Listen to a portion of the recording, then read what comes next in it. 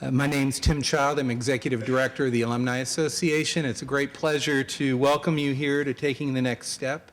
I was quickly kind of flipping through the program, and I noticed some of the panel descriptions use words like stimulus and international relations, and I was worried they might appear in Gawker, be blogged about in Gawker in the next few weeks. So we'll see how we do there. I want to welcome you all and thank you for coming, getting up early in the morning, making your way downtown on a Saturday in the bus, in the cold, through the snow. You've been terrific to show up here. I want to thank all the alumni who've come from all over the country to sit on panels and talk to you about careers, and I want to encourage both students and alumni to make the best of this morning's programs. You're going to learn a lot from each other.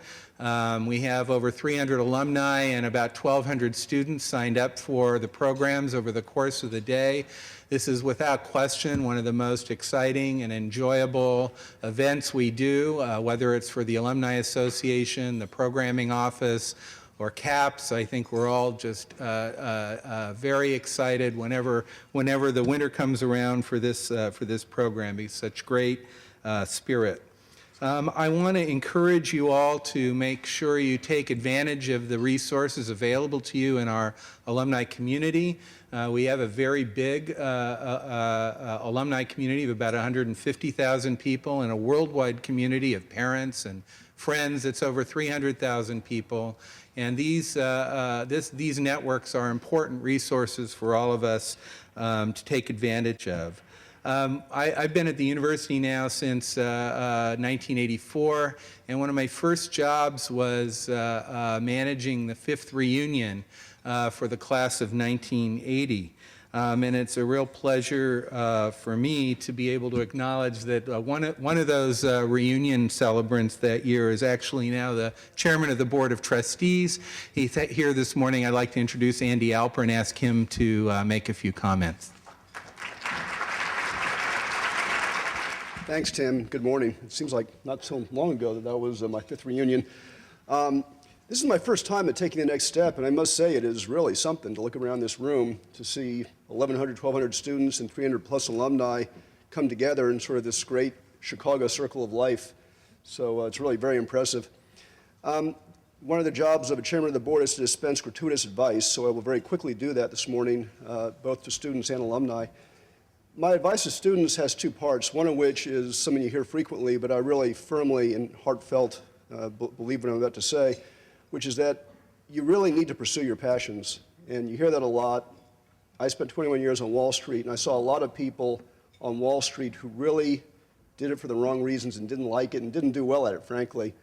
So whatever you do, you need to make a living. We all understand that, but do it because you love it. And the second part of that advice, which is probably less often heard, is you shouldn't let yourself be constrained in your pursuit of your passions by your major. A lot of people feel you majored in X, you've got to find a career in X. Well, I can tell you, it's true in general. I think it's especially true for all of you who've gone to the college here. You have been blessed with an education that you'll appreciate more as you get farther and farther away from it, in the sense that you've been taught not what to think, but how to think. That is really true and will have a huge impact on your lives and careers. Do not feel you need to pursue a career in your major. And I'm telling you, and, some of you know it, some of you will find it out 10 or 15 years from now. You've been blessed with a great education that will create great flexibility in your future lives, so take advantage of it. To the alumni, I want to, of course, say thank you. I know that the 1,200 college students here really appreciate your being here. The university and college appreciate your being here, and hopefully you appreciate yourselves being here. I can tell you that from my own standpoint, my lifelong connection with the university has been incredibly rewarding and interesting. I hope you find it as interesting as I have and rewarding, and I hope you continue to stay connected with the university. So with that, let me turn it back over to Tim and let the program get on.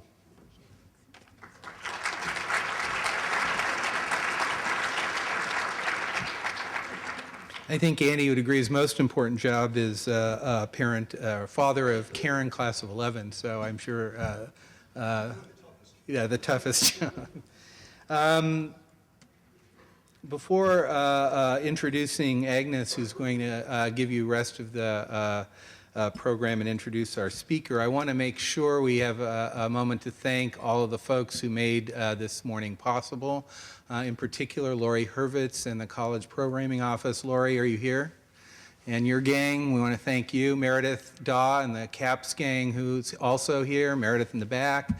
And the folks from my house, the Alumni House on 56th and Woodlawn, and they're all here too. So if you just give a hand to all the people who contributed to making this happen.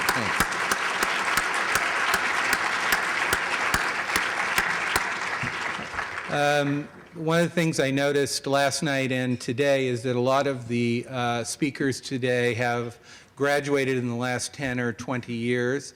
And for those of you on the student side of things, I'd like to urge you to notice that and take note of it, and to remember that when you make that happy transition sometime in a year or two from now, that we'll want to be calling on you to come back and give service to the students who follow after you so that they can benefit from your wisdom as well.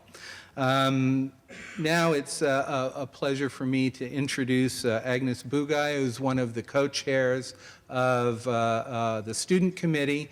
This is what I would call a student-driven, staff-supported event, and we couldn't do it without the student committee, so I'm really pleased to introduce Agnes to introduce our speaker.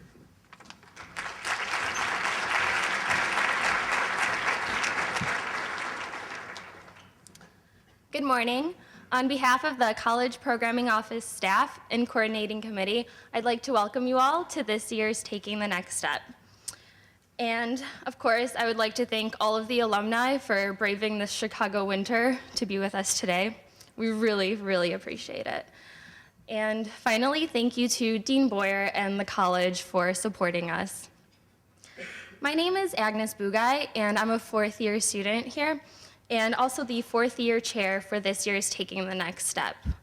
I attended Taking the Next Step as a third-year student in the college, with my portfolio full of recently updated resumes, confident that I had my future well planned out. However, I quickly realized that taking the next step was not about me impressing others, but a time for asking questions and exploration. So I have known for a while that I want to take a year off after graduation and apply to law schools during that time. However, when I started talking to alumni that I encountered last year, I asked them some questions and I got very differing feedback. I should work as a paralegal after graduation. No, I should take some time to do something unrelated to law before heading off to law school. I should seek a job in the public sector. No, private practice was the way to go. I spoke to alumni who had changed career paths several times over their time after college, and I had spoken to alumni who had been at the same job for over 30 years. The paths they had taken to where they are today differed, but the alumni I spoke to had one thing in common. They were all doing something that they were excited and passionate about. And they urged me to really consider what I wanted to do, not what I felt I should do or had to do. The extensive University of Chicago alumni network has showed me that there are countless paths for my next step. Some of them haven't been traveled yet, but they're waiting for us to boldly embark on them. So today, I'd like to encourage all of the students here to keep an open mind. Don't limit yourself to speaking with alumni from just one area of expertise, but really branch out and talk to everyone around you. You never know who's going to give you that great piece of advice that will inspire you to take a step in a new and exciting direction. And most importantly, ask everyone lots of questions. So, to begin the day, I would like to introduce one of our distinguished alumni, Mr. David Medina. Mr. Medina currently serves as the Peace Corps' Director of Public Engagement, where he manages several different Peace Corps initiatives. Prior to joining the Peace Corps, Mr. Medina served, among other things, as the U.S. Global Leadership Campaign's Government Relations Director, U.S. Senator Carol Moseley-Braun's Legislative Assistant, and the Deputy Chief of Staff to the First Lady of the United States, Michelle Obama. Please welcome Mr. Medina.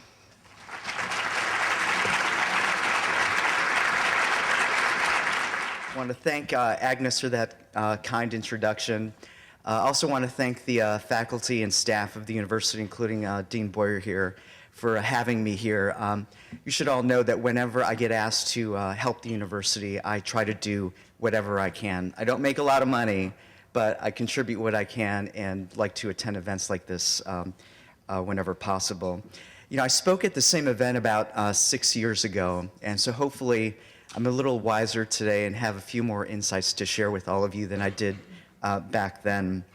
And this morning, I'd like to ask you all a question that you've probably been asking yourselves a lot these days, and that is, what is your purpose in life? Since graduating from the University of Chicago, I've had lots of different political and public policy roles, and I've been very fortunate over the years to be able to meet U.S. senators, Democratic presidential candidates, Democratic National Party leaders, as well as the current First Lady of the United States. But if you were to ask me today what I was put on this earth to do, I would answer it the same way that Emile Zola did over 100 years ago. I was put on this earth to live out loud. I was born and raised just 15 minutes south of Hyde Park, and although my family never made more than about $40,000 a year, education was always their #1 priority. And so my parents scrimped and saved in order to be able to send me and my 2 sisters to public schools. And that meant putting off vacations and putting off buying new cars. And like many first-generation Americans, you know, I always was a little self-conscious about the fact that my mother didn't speak English while I was growing up, and that we had 3 generations living under our roof. Looking back on my upbringing now, I can more fully appreciate the sacrifices that my parents made on behalf of my sisters and me. And I'm also especially proud of the fact that they instilled in us this desire to devote our lives to helping others. So when I arrived at the University of Chicago for my first year in the college, I was absolutely sure that I wanted to devote my life to helping the poor, and I knew that the University of Chicago could help prepare me to do just that. Although my first 2 years were obviously spent devoted to the Common Core, I quickly became a poli-sci major. But to tell you the truth, I spent just about as much time in extracurricular activities than I did with my formal studies. During the first year, the spring quarter of my first year, I traveled to Lisieux, France to participate in the college's only study abroad program at the time. And I would seriously recommend that all of you who haven't gone abroad do so before you graduate if you still have some time. You know, I lived at the Shoreland for 3 years and then lived at the Fidelt House my 4th year. And I loved driving down University Avenue on my way to Harold's at least once a year for my annual fix. And I also served in student government for 4 years and ultimately served as the student government president. And little did I know at the time that just 2 years later, I would be on the floor of the United States Senate explaining legislative provisions to United States senators, including my political hero, Senator Ted Kennedy. And when I graduated from the college, I knew that I wanted a career in public policy and politics, so I applied to Harvard's Kennedy School of Government. And for all of you considering jobs in government or public service, I would strongly recommend that you consider public policy school. For me, it was absolutely the right decision because it allowed me to continue to pursue my interests in a wide variety of academic fields. And after completing my first year of graduate school, I returned back home to where my parents lived on the south side of Chicago and began volunteering for a woman named Carol Moseley-Braun, who was running for the United States Senate. And little did I know at the time that that was actually going to jumpstart my career in politics. At 22 years old, I was responsible for registering voters and turning out voters on Chicago's southern lakefront. And unbeknownst to me, that area would serve as the political base for another history-making family just a few years later. And during that campaign, I worked side by side with hundreds of people, most of whom had never voted before, and most of whom had never volunteered on a campaign before, including a lot of homeless people, which really surprised me. I wasn't expecting that. And together, we were all committed to changing the face of the United States Senate, and we were ultimately successful in that effort and ended up changing the course of American politics. Yet when Moseley-Braun won her election that year, I was faced with the toughest decision of my life up until that point. Should I return to Harvard to complete my second and final year at the Kennedy School, or should I drop out, move to DC, and accept a role in her office as a policy advisor to a United States senator? Now, what would you have done in this situation? To no one's surprise who knew me at the time, I decided to do both simultaneously. I accepted the job offer in DC, and then using all of my powers of persuasion, I convinced Harvard administrators and my own professors to allow me to keep up with my studies in Chicago and Washington and to travel back to Cambridge every 3 weeks for exams.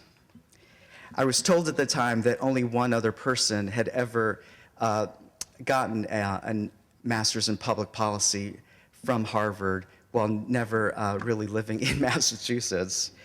And just between all of us here in this room, I'm sure that I would have never gotten a Chicago degree that way. But I got one from Harvard.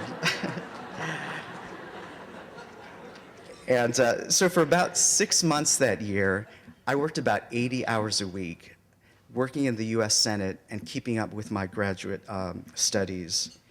And although I ended up accumulating a lot of credit card debt, paying for plane tickets and train tickets back to Cambridge, I received my graduate degree on time, and I was also the first person in my class to get a job in politics. So as you can imagine, that first year, I felt like I could accomplish anything, and I felt like I was living my life out loud in a way that I had always dreamed. And over the years, I've continued to pursue a wide variety of challenging opportunities in both policy and politics. On the domestic front, I've worked on a variety of issues, including budget and taxes in the United States Senate, as well as education and civil rights for the AFL-CIO, the association of all the unions in the country.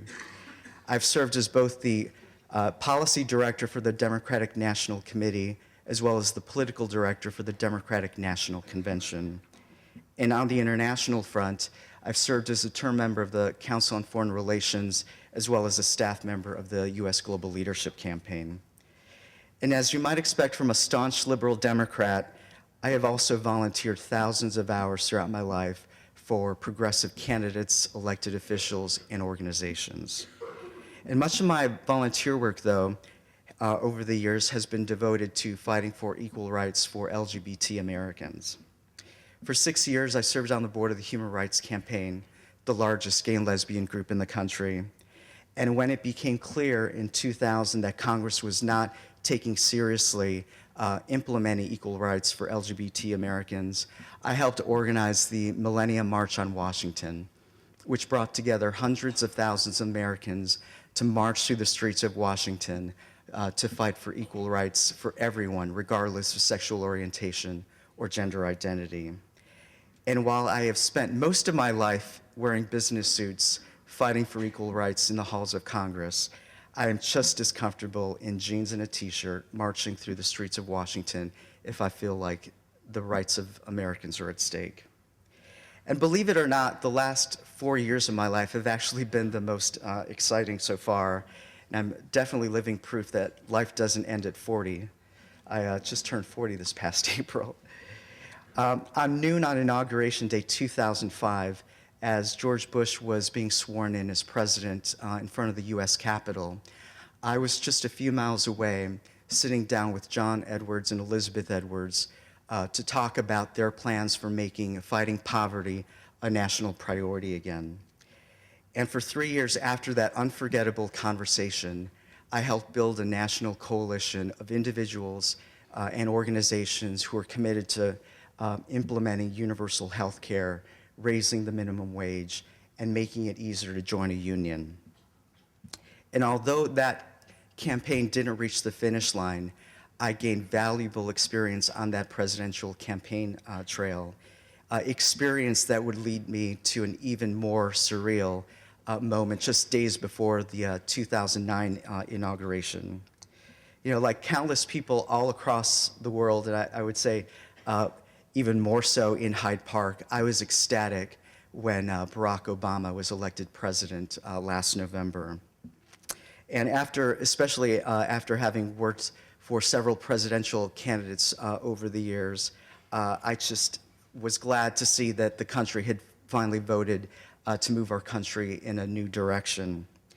And although I had spent 3 years campaigning for a different presidential candidate, I decided to accept President Obama's call to service by expressing my interest in serving in his administration.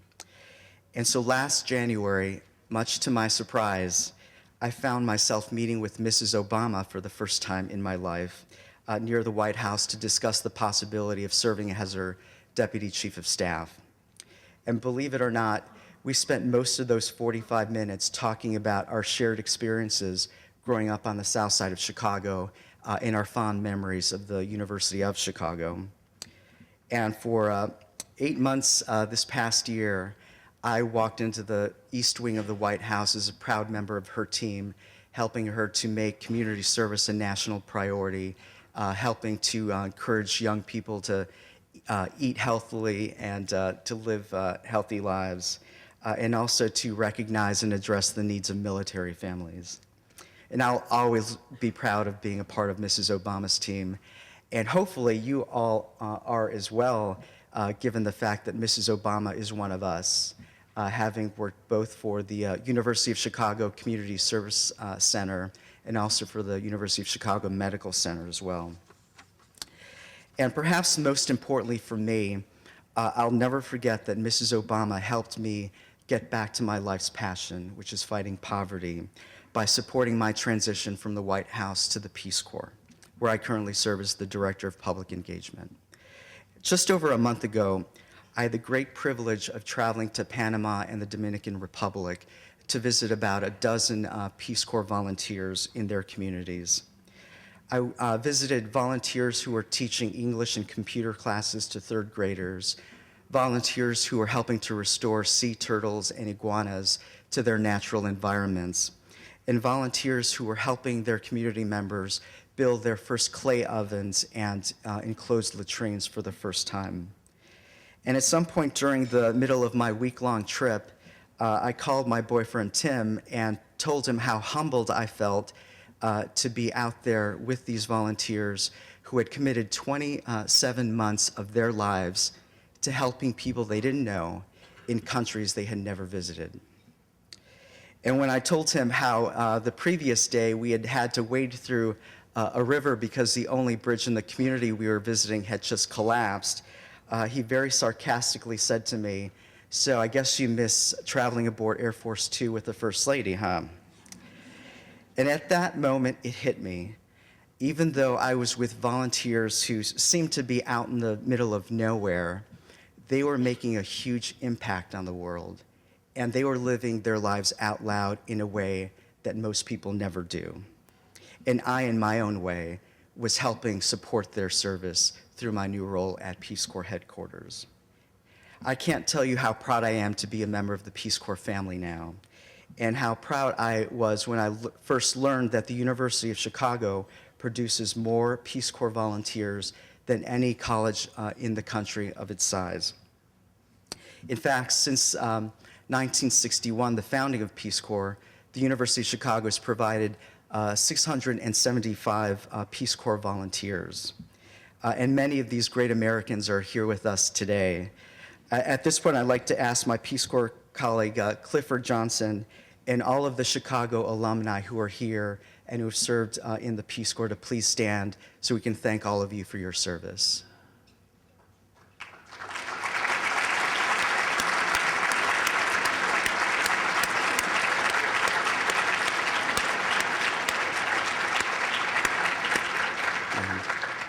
You should all know that these individuals have agreed to speak with any of you today to answer any questions that you might have about their Peace Corps experience.